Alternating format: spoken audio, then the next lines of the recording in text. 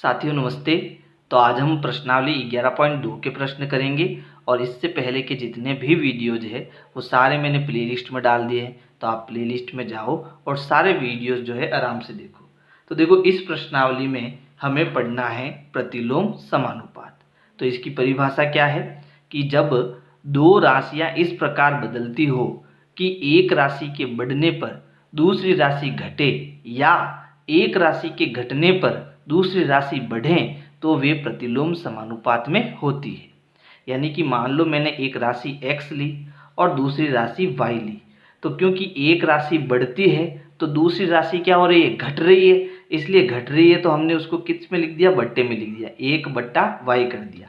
और बीच में ये जो निशान है ये किसका है, प्रतिलोम समानुपात का है। इसे हम व्युत्क्रमानुपात भी बोलते हैं। यानी पहली राशि दूसरी राशि के व्युत्क्रमानुपात में है। ठीक है, जो हमने 11.1 में पढ़ा था वो प्रत्यक्ष समानुपात था। उसमें क्या था कि जब एक राशि बढ़ती है तो दूसरी भी बढ़ती है, तो इसे हम x समानुपात y लिखते थे, है ना, x अनुक्रमानुपात y लिखते थे। लेकिन इसमें क्या हो रहा है, एक राशि बढ़ने पर दूसरी राशि घट रही है, तो इसे हम लिखेंगे x व्युत्क्रमानुपात 1/y। यानी एक राशि बढ़ेगी तो दूसरी राशि घटेगी। जैसे मान लो अगर मैं चाल और समय का उदाहरण लेता हूँ, चाल व समय का उदाहरण लेता हूँ, ठीक है, तो इनमें क्या संबंध है, इनमें प्रतिलोम समानुपात है। अब कैसे पता चलेगा, तो देखो, अगर किसी गाड़ी की स्पीड में बढ़ाता हूँ, है ना, जैसे मान लो मेरे पास कोई गाड़ी है और इस गाड़ी की स्पीड मतलब चाल में बढ़ाता हूँ, तो मुझे एक स्थान से दूसरे स्थान पहुँचने में समय क्या लगेगा, कम लगेगा। यानी अगर मेरी गाड़ी की स्पीड तेज होगी तो मुझे एक स्थान से दूसरे स्थान पर पहुँचने के लिए समय कम लगेगा। अगर मेरी चाल कम होगी, अगर मेरी चाल यानी स्पीड कम होगी तो समय मेरा अधिक लगेगा। यानी एक राशि के बढ़ने पर दूसरी राशि घट रही है या फिर एक राशि के घटने पर दूसरी राशि बढ़ रही है, तो यहाँ पर कौन सा अनुपात है, व्युत्क्रमानुपात है। बात समझ में आ गई। अब हम इसको सॉल्व करेंगे। यानी ऐसे प्रश्न जब हमें प्रतिलोम समानुपात के मिलेंगे तो हम उनको सॉल्व कैसे करेंगे। तो यहाँ पर देखो, हमने ये सीखा है कि एक राशि जो है वो दूसरी राशि के क्या है, व्युत्क्रमानुपात में है। यानी एक गुणे में है तो दूसरी भाग में है। ठीक है, अब मुझे इस निशान को हटाना है। तो ये निशान कब हटेगा, जब मैं इस 1/y को किसी एक अचर से गुणा कराऊं, है ना, तब ये हमारा निशान हटेगा। अब देखो, यहाँ पर ये जो y है वो भाग में है, तो इस y को हम उधर भेजेंगे, बराबर के इस साइड में भेजेंगे, तो ये किस में चला जाएगा, गुणे में, है ना। तो यहाँ x और y गुणे में आ जाएगा और यहाँ मुझे क्या मिल जाएगा, k का 1 से गुणा कराएंगे तो k ही मिलेगा, है ना। यानी इन दोनों राशियों का जो गुणनफल है वो एक अचर के बराबर होता है। इन दोनों राशियों का गुणनफल जो है वो एक अचर के बराबर होता है। यहाँ अचर कुछ भी हो सकता है, 20, 30, 50, 60 कोई भी संख्या हो सकती है ना। तो ये जो इम्पोर्टेंट फॉर्मूला हमें बनाया है, इसी से हम सारे सवाल को सॉल्व कर सकते हैं। अब कैसे कर सकते हैं वो हम आगे के प्रश्नों में समझेंगे।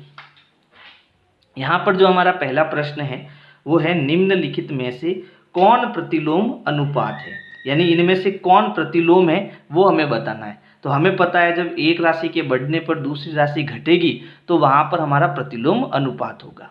तो यहाँ पर पहला प्रश्न है, किसी कार्य पर लगे व्यक्तियों की संख्या और उस कार्य को पूरा करने में लगा समय। तो यहाँ पर देखो, एक तो कार्य आ रहा है और दूसरा हमारा समय आ रहा है। तो यहाँ दो राशियाँ हैं, एक तो कार्य है एक समय है। तो आप बताओ, अगर मैं कार्य बढ़ाना चाहता हूँ तो कार्य बढ़ाने के लिए मुझे व्यक्तियों की संख्या बढ़ानी पड़ेगी।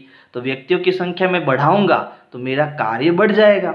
जब मेरा कार्य बढ़ जाएगा तो उस काम को करने के लिए मुझे समय क्या लगेगा, कम लगेगा। बात समझ में आई। अगर मैं कार्य को घटाऊंगा यानी मजदूर घटा दूंगा तो उस कार्य को करने के लिए मेरे समय भी अधिक लगेगा। तो यहाँ पर एक राशि के बढ़ने पर दूसरी राशि घट रही है ना। इसलिए इस पहले में हमारा क्या उत्तर होगा, यहाँ प्रतिलोम समानुपात है। यहाँ प्रतिलोम अनुपात या समानुपात एक ही होता है, प्रतिलोम अनुपात है। ठीक है, ये हमारा पहले प्रश्न का उत्तर हो गया। अब दूसरे प्रश्न को देखो, एक समान चाल से किसी यात्रा में लिया गया समय और तय दूरी, यानी यहाँ पर चाल कैसी है, समान है।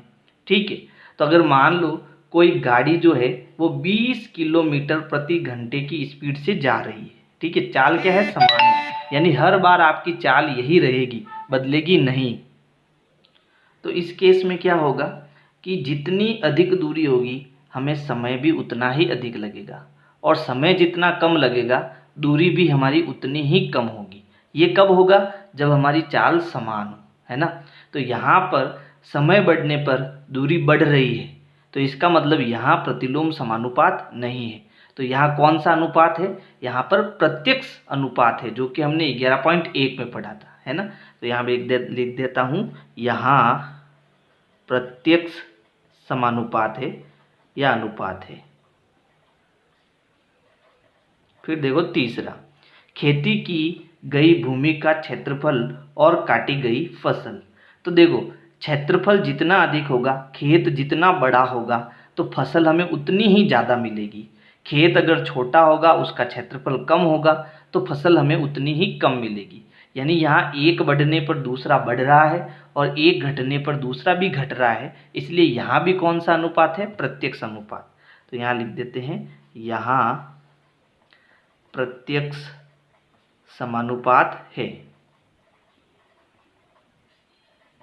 ठीक है, फिर देखो चौथा, तो चौथे में क्या है, एक निश्चित यात्रा में लिया गया समय और वाहन की चाल। तो यहाँ पर भी क्या आ गई, चाल और समय आ गई।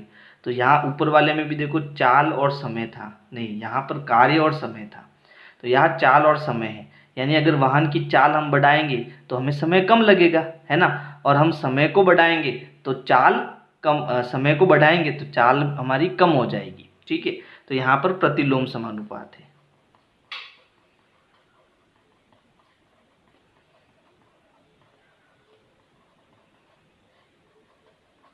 फिर देखो पांचवा प्रश्न, किसी देश की जनसंख्या और प्रति व्यक्ति भूमि का क्षेत्रफल। तो अगर देखो जनसंख्या बढ़ेगी तो क्षेत्रफल हमारा धीरे धीरे कम होता जाएगा, है ना। तो यहाँ भी क्या है, प्रतिलोम समानुपात है।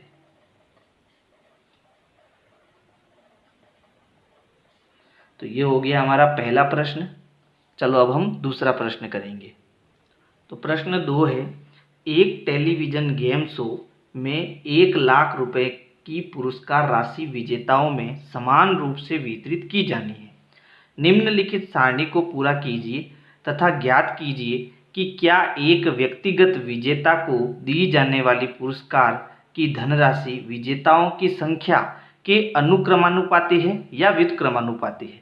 तो यहाँ पर देखो, यहाँ पर कौन सा अनुपात है, व्युत्क्रमानुपात है, यानी कि प्रतिलोम समानुपात है। क्यों, क्योंकि जैसे जैसे विजेताओं की संख्या बढ़ेगी, है ना, वैसे वैसे यहाँ पर हमारा जो पुरस्कार है वो कम होता जाएगा।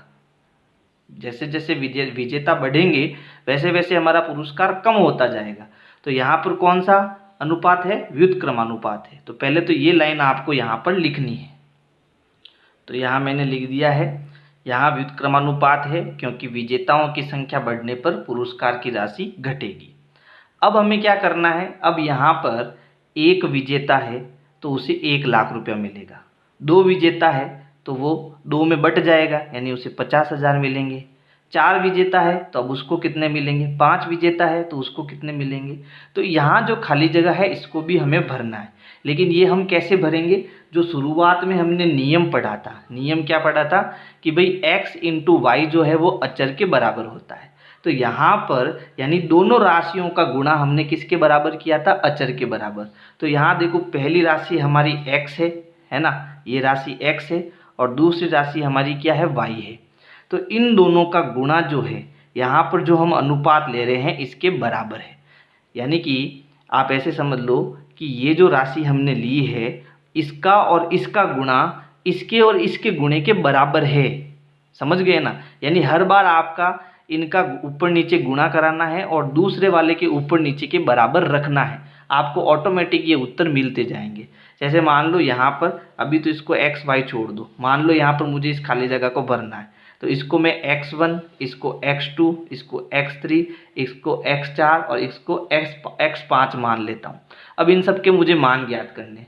तो हमने यहाँ क्या नियम पढ़ा कि ये जो पहली राशि है और ये जो दूसरी राशि है, इसका गुणा जो है वो इस राशि और इस राशि के गुणे के बराबर होगा। फिर इन दोनों का गुणा इन दोनों के गुणे के बराबर होगा, इन दोनों का गुणा इन दोनों के गुणे के बराबर होगा। तो इनको हम बराबर करके समीकरण बनाएंगे और इन सब के मान ज्ञात करेंगे। जैसे देखो यहाँ पर, चलो मैं इसको सीधा कर ही लेता हूँ, है ना। तो अब यहाँ पर क्योंकि यहाँ व्युत्क्रमानुपात है तो मुझे यहाँ देखो एक इंटू इन दोनों का गुणा करना है। 1 इंटू 1,00,000 जो है हम किसके बराबर करेंगे, इनके गुणनफल के बराबर करेंगे, क्योंकि मुझे ये x1 ज्ञात करना है ना। ये तो पहले से ज्ञात है तो इसको छोड़ दो, आप इन दोनों का गुणा करो, यानी 4 इंटू x करो, है ना, x1 करो। अब मुझे x1 ज्ञात करना है तो यहाँ 4 गुणे में है, इसको उधर भेजेंगे। तो पहले देखो 1 का 1,00,000 से गुणा करो, 1 का 1,00,000 से गुणा करेंगे तो हमें 1,00,000 ही मिलेगा। 4 का x1 से गुणा करो तो ये हो जाएगा 4x1। अब यहाँ 4 गुणे में है तो 4 को उधर भेजेंगे, वो भाग में यानी कि बट्टे में चला जाएगा। तो यहाँ पर ये हो जाएगा 1,00,000 बट्टे में 4 बराबर x1। यानी अब हमें 1,00,000 में 4 का भाग देना है, तो चलो भाग देते हैं। तो यहाँ भाग देंगे, 4 एकम 4, 4 दूनी 8, पीछे बच गया 2, 4 पंजे 20, है ना। फिर कितने जीरो आएंगे, 3 जीरो आएंगे। आप भाग देना, 25,000 मिलेगा। यानी x1 हमें कितना मिल गया, 25,000 मिल गया। ठीक है, ये रुपए है ना। तो इस खाली जगह में कितना आएगा, 25,000 आएगा। फिर मुझे x2 ज्ञात करना है ना। तो हम क्या करेंगे, इन दोनों का गुणा। अब इन दोनों का गुणा कितना है, 1,00,000, और इन दोनों का गुणा कितना है, 5 इंटू x2। तो मुझे क्योंकि x ज्ञात करना है तो 5 इंटू x2 में इधर लिख देता हूँ, और इन दोनों का गुणा 1,00,000 होगा तो 1,00,000 में इधर लिख देता हूँ। फिर 5 को नीचे भेजूंगा तो x2 बराबर 1,00,000 बट्टा 5। तो यहाँ पर 5 कितनी बार कटेगा, 5 एकम 5, 5 दूनी 10, फिर कितने जीरो बच गए, 4। तो ये हो जाएगा 20,000 रुपये। यानी x2 हमारा कितना आ जाएगा, 20,000 आ जाएगा। इसी प्रकार मुझे x3 ज्ञात करना है। तो आप इसको और इसको गुणा करोगे तो आपको क्या मिलेगा, 8 इंटू x3 बराबर, इनको गुणा करोगे तो मिलेगा 1,00,000, और दोनों हमेशा आपस में क्या होंगे, बराबर। यहाँ 8 गुणे में है, भाग में जाएगा। तो x3 बराबर 1,00,000 बट्टा 8, भाग देंगे तो 8 एकम 8, ठीक है, पीछे बच गया 2, 8 दूनी 16, पीछे बच गया 4, 8 पंजे 40, फिर कितने जीरो, 2,000, 2 जीरो बच जाएंगे। यानी उत्तर आएगा, आप भाग देना, आपको मिलेगा 12,500 रुपये। ठीक है। तो जैसे जैसे हमारी राशि घटती जा रही है, इसी प्रकार अब हमें क्या ज्ञात करना है, x4 ज्ञात करना है। तो x4 ज्ञात करना है तो इन दोनों का गुणा इन दोनों के गुणे के बराबर होगा। यानी 10 का गुणा हम x4 से करेंगे और इसका गुणा कितना आएगा, 1,00,000 आएगा। यहाँ 10 गुणे में है, भाग में जाएगा। तो x4 हमें क्या मिलेगा, देखो बट्टे में 10 आया, 1 जीरो से 1 जीरो कट गया। यानी x4 हमें कितना मिल गया, 10,000 रुपये मिल गया। तो ये x4 का आंसर आ जाएगा। इसी प्रकार अब हम x5 ज्ञात करेंगे। तो इन दोनों का गुणा यानी 20 इंटू x5, इन दोनों का गुणा इस दोनों के गुणे के बराबर, यानी 1,00,000 के बराबर होगा। तो यहाँ 20 को हम बट्टे में भेजेंगे तो 1,00,000 बट्टा 20, 1 जीरो से 1 जीरो कट गया। फिर यहाँ 10 में 2 का भाग देंगे, 5 बार जाएगा, और पीछे कितने जीरो आ जाएंगे, 3 जीरो। यानी x5 हमें मिलेगा 5,000 रुपये। ठीक है। यानी यहाँ पर 1,00,000, फिर 50,000, फिर हमें कितना मिलेगा, फिर हमें 4 का भाग देने पर 25,000, फिर 20,000, फिर 12,500, फिर इसमें 10,000 रुपये और इसमें 5,000 रुपये मिलेंगे। यानी जैसे जैसे हमारी राशि कम होती जाएगी। ठीक है। तो ये हो गया हमारा दूसरा प्रश्न। प्रश्न 3 है, रहमान तीलियों या डंडियों का प्रयोग करते हुए एक पहिया बना रहा है। वह समान तीलियां इस प्रकार लगाना चाहता है कि किन्हीं भी क्रमागत तीलियों के युग्मों के बीच के कोण बराबर हो। यानी रहमान है जो क्या कर रहा है, तीलियों से इस प्रकार पहिया बना रहा है कि हर बार उसका कोण क्या रहे, बराबर रहे। जैसे देखो इसने यहाँ पर 4 तीलियां लगाई, ठीक है। तो 4 तीलियां लगाई तो हर बार इसका कोण बीच का जो कोण था, 2 तीलियों के बीच का कोण, वो हर बार बराबर था। ठीक है। फिर इसमें यहाँ पर देखो 1 2 3 4 5 6 6 तीलियाँ लग गई, तो इनके बीच का कोण भी क्या था, बराबर था। तो यहाँ सारणी में देखो 4 तीलियाँ लेने पर 90 डिग्री था सबके बीच में कोण, 6 तीलियाँ लेने पर कितना था, 60 डिग्री का कोण था सबके बीच में। तो यहाँ पर देखो जैसे जैसे तीलियों की संख्या बढ़ रही है वैसे वैसे इनके बीच का कोण जो है वो क्या है, कम होता जा रहा है। तो यहाँ एक राशि के बढ़ने पर दूसरी राशि कम हो रही है, इसका मतलब इसमें प्रतिलोम समानुपात है। और जब प्रतिलोम समानुपात है तो यहाँ पर मुझे क्या करना है, निम्नलिखित सारणी को पूरा करके इसकी सहायता कीजिए, यानी मुझे इस सारणी को पूरा करना है। यहाँ पर जो खाली जगह है इनको भरना है। तो एक काम करते हैं, यहाँ जो खाली जगह है इसमें हम इसको x1, इसको x2 और इसको x3 मान लेते हैं, और ये सारे मान हमें ज्ञात करने हैं। तो ट्रिक तो मैंने आपको बताई है कैसे मान ज्ञात करना है। तो यहाँ पर देखो सबसे पहले हम इस सारणी को पूरा करते हैं, है ना। तो क्योंकि मुझे x1 ज्ञात करना है तो इन दोनों का जो गुणा है वो इन दोनों के गुणे के बराबर होगा। ये गुणा कब करना है, जब इनमें प्रतिलोम हो, ठीक है। और जब इनमें प्रत्येक समानुपात हो तब कैसे करना है, इनमें भाग देना है। जैसे 4/90 में 8/x1 का भाग देकर दोनों को बराबर करके समीकरण बना के हल करना है। लेकिन जब इनमें प्रतिलोम समानुपात हो तो इनका गुणा करके इनको बराबर करना है, ठीक है। तो क्योंकि मुझे x1 ज्ञात करना है तो इसको बराबर के इधर लिख देते हैं। 8 को x1 से गुणा करो तो ये हो गया 8 × x1, फिर बराबर करो इन दोनों के गुणे के, यानी कि 4 × 90 डिग्री। अब मुझे x1 ज्ञात करना है तो 8 को उधर भेजो, तो 8 यहाँ गुणे में है उधर भाग में जाएगा। तो हमें x1 बराबर क्या मिला, 4 × 90 डिग्री बट्टा 8।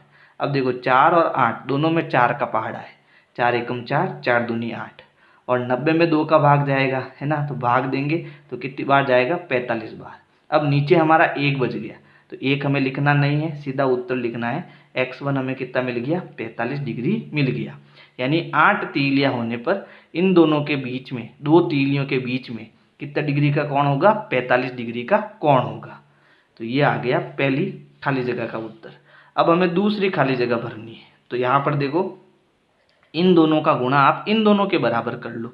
तो यहाँ पर 10 × x2 जो है वो किसके बराबर आएगा, 4 × 90 डिग्री के बराबर आएगा। तो यहाँ मुझे x2 ज्ञात करना है तो 10 उधर भेज दो, ये गुणे में है उधर भाग में जाएगा। तो 4 × 90 डिग्री बट्टा 10, यहाँ 1 0 से 1 0 कट जाएगा। तो यहाँ नीचे 1 बचा, इसका कोई मतलब है नहीं, ऊपर गुणा कर दो। तो 4 नम कितना होता है, 36, तो ये बन जाएगा 36 डिग्री। यानी यहाँ पर जब 10 तीलियाँ होंगी तो प्रत्येक 2 के बीच में कितने डिग्री का कोण होगा, 36 डिग्री का कोण होगा, ठीक है। अब आ जाओ तीसरी खाली जगह में। तो तीसरी खाली जगह में देखो 12 × x3, 12 × x3 किसके बराबर होगा, 4 × 90 डिग्री के। तो यहाँ हो जाएगा 4 × 90 डिग्री। x3 यहीं रहेगा, 4 × 90 भी यहीं रहेगा, ये गुणे में है बट्टे में जाएगा, यहाँ 12 आ जाएगा।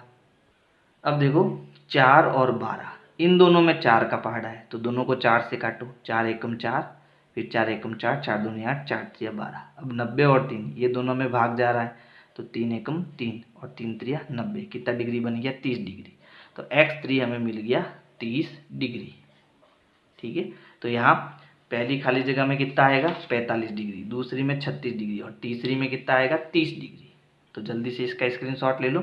अब इस प्रश्न को आगे करते हैं। देखो आगे क्या कह रहा है, इसमें 3 प्रश्न दिए, जिसमें पहला प्रश्न है क्या तीलियों की संख्या और क्रमागत तीलियों के बीच के किसी युग्म के बीच का कोण प्रतिलोम समानुपात में है। तो हम कहेंगे हाँ, इनके बीच कैसा समानुपात है, प्रतिलोम समानुपात है। फिर दूसरा प्रश्न है 15 तीलियों वाले एक पहिए के क्रमागत तीलियों के किसी युग्म का कोण परिकलित कीजिए। यानी कि अब हमें क्या दिया है कि तीलियों की संख्या अगर हम 15 लेवें तो इनके बीच में कितना कोण बनेगा वो हमें ज्ञात करना है। और तीसरे प्रश्न में देखो क्या कह रहा है, यदि क्रमागत तीलियों के प्रत्येक युग्म के बीच का कोण 40 डिग्री है तो आवश्यक तीलियों की संख्या ज्ञात कीजिए। यानी तीसरे प्रश्न में हमें इनके बीच 40 डिग्री का कोण दे रखा है और हमें इनके तीलियों की संख्या ज्ञात करनी है। तो पहले हम ये ज्ञात कर लेते हैं। अच्छा, हम इसको देखो, मैं इसको मान लेता हूँ P, है ना, और इसको मान लेता हूँ Q। आप कुछ भी मान सकते हो, आप एक्स वाई भी मान सकते हो, पी टी जी कुछ भी मान सकते हो। मुझे तो ये ज्ञात करने हैं, तो इसको मैंने पी ले लिया, इसको क्यू ले लिया। अब पहले तो मैं यहाँ पर दूसरा प्रश्न कर लेता हूँ, इसका जो दूसरा है वो कर लेता हूँ। तो दूसरे प्रश्न में हमें तीलियों की संख्या 15 दी है और इनके बीच का कोण हमें ज्ञात करना है। तो यहाँ पर देखो 15 इंटू पी जो है, 15 इंटू पी, इनका गुणनफल किसके बराबर होगा? इनका गुणनफल 4 इंटू 90 डिग्री के बराबर होगा। तो यहाँ मैं इसको 4 इंटू 90 डिग्री लिख देता हूँ, है ना। तो P बराबर 4 इंटू 90 अपनी जगह पर, ये 15 गुणे में है तो यहाँ भाग में आ जाएगा। अब देखो 15 और 90 इन दोनों में भाग 15 का जा रहा है, तो यहाँ तो गया 15 एकम 15 और यहाँ जाएगा 15 छंग 90, 15 छंग 90, ठीक है। अब 4 और 6 का गुणा करा दो, तो 6 चौक 24, तो ये हो गया 24 डिग्री। यानी कि जब आप तीलियाँ 15 लेंगे तो इनके बीच में कोण कितना बनेगा? 24 डिग्री का बनेगा। और अब तीसरा प्रश्न करते हैं, इन दोनों का गुणनफल यानी 40 डिग्री और Q का गुणनफल जो है वो किसके बराबर होगा? 4 इंटू 90 डिग्री के बराबर होगा। 40 को नीचे भेज देंगे तो Q बराबर 4 इंटू 90 अपनी जगह पर, ये 40 यहाँ किस में है? डिग्री में है ना, यानी कि गुणे में है, तो ये भाग में यहाँ आ जाएगा। अब देखो 4 और 40, या तो एक काम करो आप 0 से 0 काट दो, कट गया। 4 और 4 दोनों एक एक बार कटेंगे, 4 एकम 4, 4 एकम 4, कितना बच गया भाई? 9। यानी Q बराबर कितना हो गया? 9 तीलियाँ हो गई। कितनी तीलियाँ हो गई? 9 तीलियाँ हो गई, ठीक है। ये तो हमारा डिग्री में आएगा और इनकी संख्या तीलियों में आएगी।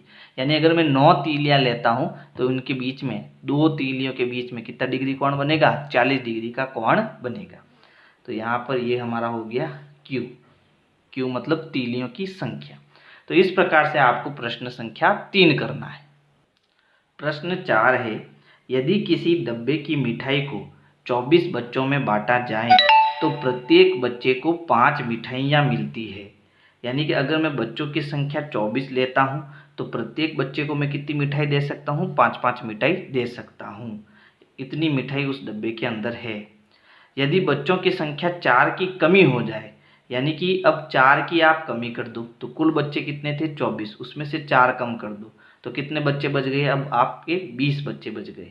तो प्रत्येक बच्चे को कितनी मिठाइयाँ मिलेगी? यानी यहाँ पर हमें मिठाइयों की संख्या ज्ञात करनी है, तो वो हम यहाँ पर क्या मान लेते हैं? x मान लेते हैं। अब आप देखो, ध्यान दो, जब यहाँ बच्चों की संख्या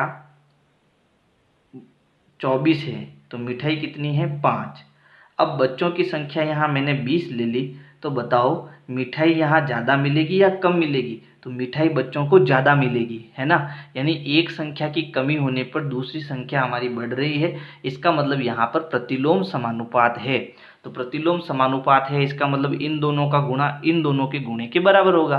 पहले इन दोनों का गुणा करा दो क्योंकि x हमें ज्ञात करना है। यानी कि 20 इंटू एक्स जो है वो 24 इंटू 5 के बराबर होगा। अब 20 यहाँ गुणे में है, भाग में जाएगा, तो x बराबर 24 इंटू 5/20। अब देखो इन दोनों में 4 का पहाड़ा है ना, तो 4 से काटेंगे, ये हो गया 4 पंजे 20, ये 5 बार कटेगा, और 4 छंग 24, ये 6 बार कटेगा। फिर 5 से 5 एक एक बार कटेगा, यानी x हमें कितना मिल गया? 6। यानी कि जब बच्चों की संख्या 20 होगी तो प्रत्येक को हम कितनी मिठाई दे सकते हैं? 6-6 मिठाई दे सकते हैं। तो चलो यहाँ लिख देते हैं, प्रत्येक बच्चे को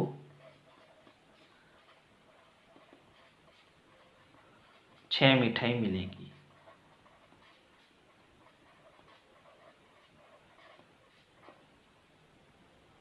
प्रश्न 5 है, एक किसान की पशुशाला में 20 पशुओं के लिए 6 दिन का पर्याप्त भोजन है। यानी कि 20 पशु 6 दिन तक वहाँ भोजन खा सकते हैं। यदि इस पशुशाला में 10 पशु और आ जाए तो यहाँ भोजन कितने दिन तक पर्याप्त रहेगा? तो यहाँ पर देखो, किसान की जो पशुशाला है उसमें अगर 20 पशु है, ठीक है, तो उनके लिए 6 दिन काफ़ी है कि वो 6 दिन तक तो खाना खा सकते हैं। लेकिन अगर इसमें 10 पशु और आ जाए, यानी 20 में 10 हम और जोड़ देंगे तो फिर कितने हो जाएंगे? 30। तो 30 जनों के लिए तो यहाँ पर संख्या घटेगी, है ना। तो यहाँ पर 6 दिन उनके लिए ज़्यादा नहीं रहेंगे, उनके लिए कम दिन ही बचेंगे। तो यहाँ पर देखो एक संख्या के बढ़ने पर यहाँ दूसरी संख्या घटेगी, इसलिए यहाँ पर कौन सा अनुपात है, प्रतिलोम समानुपात है। तो जब प्रतिलोम समानुपात है तो इसको हमें कैसे ज्ञात करना, इसको आप मान लो x, तो इन दोनों का गुणा इन दोनों के गुणे के बराबर होगा, यानी कि 30 गुणा x जो है वो 20 गुणा 6 के बराबर होगा। 30 को हम उधर भेजेंगे तो x बराबर 20 गुणा 6 बट्टा 30, 1 0 से 1 0 कट गया, 3 एकम 3, 3 दूनी 6 हो गया। 2 और 2 का गुणा करेंगे तो x बराबर हमें कितना मिलेगा, 4, यानी कि फिर 4 दिन तक ही वो भोजन कर सकते हैं, यानी 30 पशु होंगे तो 4 दिन के लिए ही भोजन बचेगा। प्रश्न 6 है, एक ठेकेदार यह आकलन करता है कि जसमिंदर के घर में पुनः तार लगाने का कार्य 3 व्यक्ति 4 दिन में कर सकते हैं। तो यहाँ मैंने ऊपर दिनों की संख्या और नीचे व्यक्तियों की संख्या लिखी है। तो 3 तो हमारे क्या है, व्यक्ति, तो व्यक्तियों में आ जाएगा 3, दिन कितने हैं, 4, यानी 3 व्यक्ति उस काम को करने के लिए कितने दिन लगाएंगे, 4 दिन लगाएंगे। यदि वह 3 के स्थान पर 4 व्यक्तियों को इस काम पर लगाता है, यानी व्यक्तियों की संख्या यहाँ पर कितनी कर दी, 4 कर दी, तो यहाँ पर दिनों की संख्या उसकी घटेगी या बढ़ेगी, तो हमारे कम दिनों में काम हो जाएगा। भाई 3 व्यक्ति 4 दिन में काम करते हैं, तो 4 व्यक्ति तो कम दिनों में, 4 से कम दिन में ही काम करेंगे, है ना। तो यहाँ भी कौन सा अनुपात है, प्रतिलोम अनुपात है, तो इसको हम x मान लेते हैं, तो इसका गुणनफल इसके गुणनफल के बराबर होगा, यानी x गुणा 4 जो है वो 4 गुणा 3 के बराबर होगा, ठीक है। तो ये 4 हम उधर भेजेंगे, तो x बराबर 4 गुणा 3 बट्टा 4, 4 से 4 कट गया, तो x बराबर कितना आ गया, 3, यानी कि वहाँ पर 4 जो मजदूर है वो 3 दिन में ही काम कर देंगे। ये हमारा क्या हो जाएगा, आंसर हो जाएगा। तो यहाँ पर आपको लिखना है कि 4 व्यक्ति 3 दिन में ही काम पूरा कर लेंगे। प्रश्न 7 है, बोतलों के एक बैच को 25 बक्सों में रखा जाता है, यानी बोतलों से भरे हुए हमारे पास 25 बॉक्स हैं, जबकि प्रत्येक बक्से में 12 बोतलें हैं, यानी टोटल बॉक्स कितने हैं, 25, और एक बक्से में कितनी बोतल आती है, 12 बोतल। तो यहाँ पर बक्सों की संख्या हमें कितनी दी है, 25 दी है, और प्रति बॉक्स बोतल संख्या, यानी प्रत्येक बॉक्स में कितनी बोतल रख सकते हैं अपन, 12 बोतल रख सकते हैं। यदि इसी बैच की बोतलों को इस प्रकार रखा जाए कि प्रत्येक बक्से में 20 बोतलें हो तो कितने बक्से भरे जाएंगे, यानी अब हम 12 की जगह कितने भर सकते हैं, 20 बोतलें एक बक्से में भर सकते हैं। तो अगर हम 20 बोतलें भरेंगे तो बताओ बक्सों की संख्या क्या होगी। तो यहाँ पर देखो, अगर बक्से ज़्यादा है तो बोतलें कम चाहिए, है ना। अब हम बोतलें बढ़ा देंगे तो हमें बक्से क्या होंगे, कम चाहिए होंगे। तो यहाँ पर क्या है, प्रतिलोम समानुपात है। तो प्रतिलोम समानुपात हम क्या करेंगे, इन दोनों का गुणा इन दोनों के बराबर कर देंगे, यानी 20 इंटू एक्स का जो गुणा है वो 25 इंटू 12 के बराबर कर देंगे। अब यहाँ x अपनी जगह पर, 25 इंटू 12 भी अपनी जगह पर, ये 20 गुणे में है, इधर जाएगा भाग में, तो ये हो जाएगा बट्टे में 20। अब इन दोनों में देखो 5 का पहाड़ा है, तो 5 से काटेंगे, 5 चौक 25 और 5 चौक 20। अब इन दोनों में 4 का पहाड़ा है, तो 4 एकम 4, 4 त्रिया 12। अब 5 और 3 का गुणा करेंगे तो 5 त्रिया कितना हो जाएगा, 15। यानी कि अगर हमारे पास एक बक्से में 20 बोतल अगर हम रख सकते हैं तो हमें कितने बक्सों की ज़रूरत पड़ेगी, 15 बक्सों की ज़रूरत पड़ेगी, और ये 15 हमारे क्या हो जाएंगे, बॉक्स हो जाएंगे। तो आप नीचे लिख सकते हो 20 बोतल यदि एक बक्से में भरे जाएं तो कुल बोतलें भरने के लिए हमें 20 बक्सों की ज़रूरत पड़ेगी। अब देखो प्रश्न 8 है, एक फैक्ट्री को कुछ वस्तुएं 63 दिन में बनाने के लिए 42 मशीनों की ज़रूरत यानी कि आवश्यकता होती है। तो यहाँ पर एक तरफ तो हमें दिया है मशीनों की आवश्यकता और दूसरी तरफ दिया है दिनों की संख्या। अगर हम 63 दिन लेते हैं तो 63 दिन काम करने के लिए हमें कितनी 42 मशीनों की ज़रूरत पड़ेगी, 42 मशीनों की। उतनी ही वस्तुएं 54 दिन में बनाने के लिए कितनी मशीनों की आवश्यकता होगी, यानी अब हम दिन कितने ले रहे हैं, 54, तो हमें मशीनों की संख्या ज्ञात करनी है, यानी यहाँ पर मैं इसको x मान लेता हूँ। तो यहाँ पर भी देखो प्रतिलोम समानुपात है, क्योंकि देखो अगर मशीनें 42 है तो दिनों की संख्या 63 है ना, क्योंकि मशीनें ज़्यादा होगी तो दिनों की संख्या कम लगेगी, है ना, कम दिन में हमारा काम हो जाएगा। तो इसी प्रकार अगर हम दिनों की संख्या को कम कर देंगे तो मशीनों की संख्या क्या है, बढ़ जाएगी। यानी हमारा उत्तर जो है यहाँ पर हम प्रतिलोम समानुपात से निकाल सकते हैं। तो इन दोनों का गुणा इन दोनों के बराबर कर दो, यानी कि 54 इंटू एक्स को जो है 42 इंटू 63 के बराबर कर दो। तो यहाँ पर x अपनी जगह पर, 42 और 63 अपनी जगह पर, ये गुणे में है, उधर जाएगा भाग में, यानी कि ये हो गया 54। अब देखो 63 और 54 इन दोनों में 9 का पहाड़ा है। तो देखो पहले तो इसको काटते हैं हम 9 से। तो 9 का पहाड़ा 6 बार बोलने पर आता है 54, 6 नम 54 और 7 नम 63, यानी ये कटेगा 7 बार। अब 42 और 6 इन दोनों में 6 का पहाड़ा, तो इनको हम 6 से काटेंगे, 6 एकम 6 और 6 सत्तू 42। अब 7 और 7 का गुणा करेंगे तो x बराबर कितना आएगा, 49 आ जाएगा। यानी कि ये हमारी 49 क्या है, मशीनें हैं। यानी कि हमें 54 दिन में अगर वो काम करना है तो उसके लिए हमें कितनी मशीनों की ज़रूरत पड़ेगी, 54 मशीनों की ज़रूरत पड़ेगी। ये हमारा उत्तर हो जाएगा। इसी प्रकार देखो प्रश्न 9, एक कार एक स्थान तक पहुंचने में 60 किलोमीटर प्रति घंटे की चाल से चलकर 2 घंटे का समय लेती है। 80 किलोमीटर प्रति घंटे की चाल से उस कार को कितना समय लगेगा। यानी कि यहाँ पर एक तो है गति यानी कि चाल, और दूसरा हमारे पास है समय। अगर हम 60 किलोमीटर प्रति घंटे की स्पीड से चलते हैं तो हम कितने समय में पहुँच जाते हैं, 2 घंटे में पहुँच जाते हैं।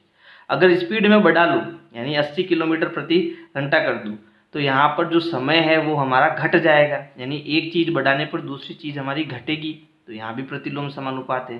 तो इन दोनों का गुणा इन दोनों के बराबर होगा, यानी कि 80 इंटू एक्स बराबर 60 इंटू 2 के बराबर होगा। तो x बराबर 60 इंटू 2 अपनी जगह पर, ये 80 जाएगा बट्टे में यानी कि भाग में, 1 जीरो से 1 जीरो कट गया। फिर देखो यहाँ 2 का भाग दे देते हैं, 2 एकम 2 और 2 चौके 8। फिर यहाँ देखो 2 का भाग जा रहा है, 2 त्रिया 6, 2 दूनी 4, यानी x बराबर हमें मिला 3/2 घंटे। अब इसको हम पॉइंट में भी बदल सकते हैं। तो देखो उत्तर जो है वो मिश्र भिन्न में आ रहा है। तो एक काम करो, 3/2 को जो है हम मिश्र भिन्न में बदल देते हैं। ठीक है, 3/2 है, इसका मतलब है कि 3 में हमें 2 का भाग देना है, तो 2 एकम 2, पीछे बचा 1। तो मिश्र भिन्न में बदलो, 1 सही 1/2, यानी उत्तर आ गया 1 सही 1/2 घंटे, यानी 1 घंटा और आधा मिनट लगेगा। ठीक है, आधा यानी कि 30 मिनट लगेगा।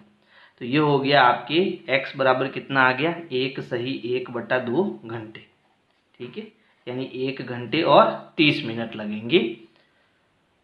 यहाँ पर देखो, यहाँ जैसे ही अपने स्पीड बढ़ाई तो समय हमें क्या लगा, कम लगा, है ना।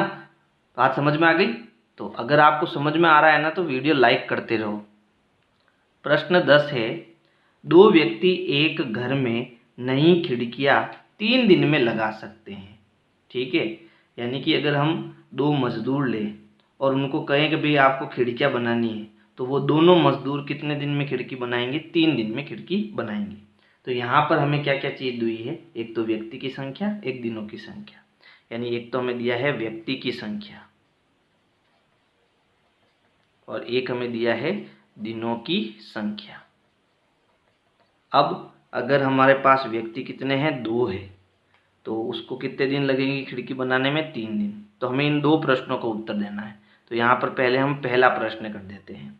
कार्य प्रारंभ होने से पहले एक व्यक्ति बीमार पड़ जाता है, अब यह कार्य कितने दिन में पूरा होगा। तो पहले तो 2 व्यक्ति हम ले रहे थे, तब जब 3 दिन लग रहे थे। अब एक व्यक्ति बीमार पड़ गया तो अब कितना बचा, 1 व्यक्ति बचा। तो अब कितने दिन लगेंगे, तो इसको हम मान लेते हैं x। तो यहाँ पर भी क्या है, प्रतिलोम समानुपात है, तो इन दोनों का गुणा हम इन दोनों के बराबर कर लेंगे। यानी कि 1 इंटू एक्स जो है वो हम 2 इंटू 3 के बराबर कर लेते हैं। अब 1 का x से गुणा कराएंगे तो x आएगा और 2 का 3 से गुणा कराएंगे तो 6 आएगा। यानी कि अब कितने दिन लगेंगे, 6 दिन लगेंगे। ठीक है, यहाँ पर आप सारणी बना लेना।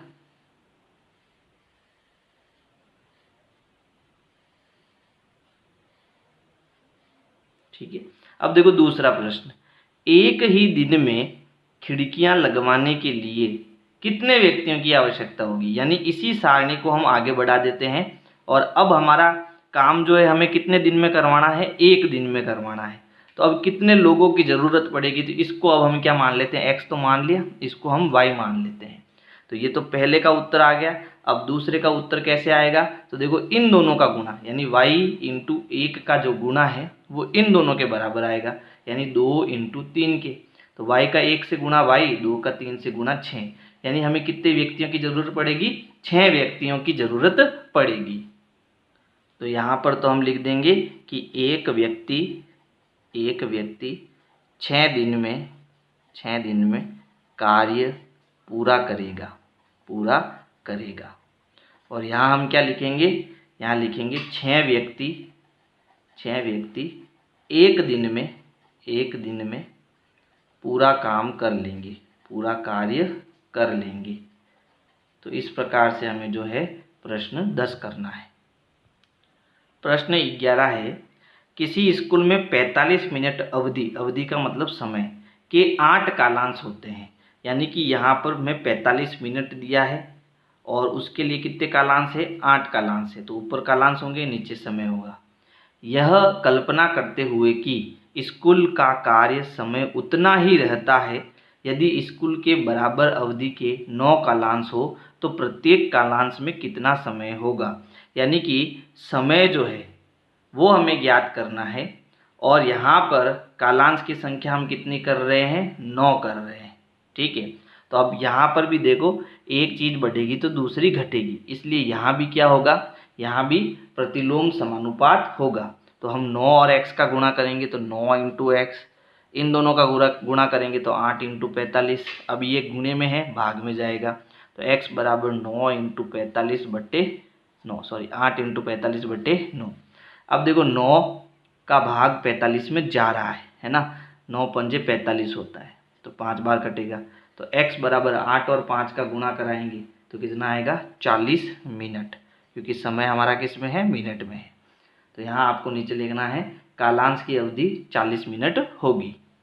तो इस प्रकार से आपको प्रश्न 11 करना है। और अगर मेरे वीडियोज आपको पसंद आ रहे हैं तो वीडियो को लाइक करो, अपने दोस्तों को शेयर करो। Thank you.